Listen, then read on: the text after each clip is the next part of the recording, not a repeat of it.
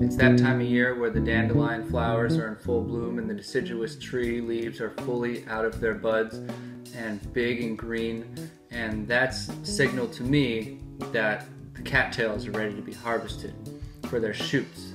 When they're about 2 feet high, you go into the cattail swamp, and you could either go in barefoot or in big muck boots, whatever you prefer, and we go down and we pull up the cattail shoots and we peel off the outer leaves, the green leaves. We want to expose the white starchy core, and that's where the food is the most tender and least fibrous.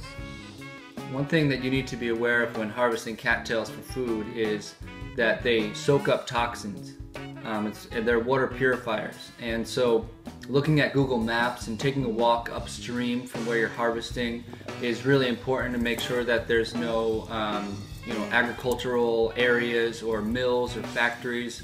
We gathered a few plants with the roots still attached to them, and we brought them over to a place on our property that we thought cattails would really like it. Full sun exposure, mucky, standing water, and we planted a few over there just so that a few years down the line we'll have some cattails to harvest on our property.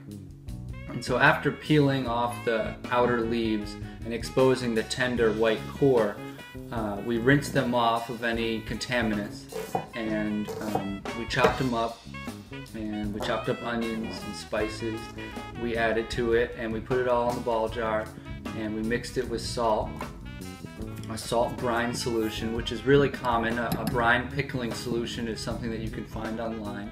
If there's any plant material sticking up above the water line, what happens is the airborne bacteria will start to grow on the plant material, and it will make this extremely unedible, extremely unpleasant smelling. Trust me, don't make this mistake, because I've made it before and it's really not good. It's a waste of food, a waste of effort. What's happening inside of here is it's a game of temperatures. So we want this to ferment at room temperature for 4 to 7 days.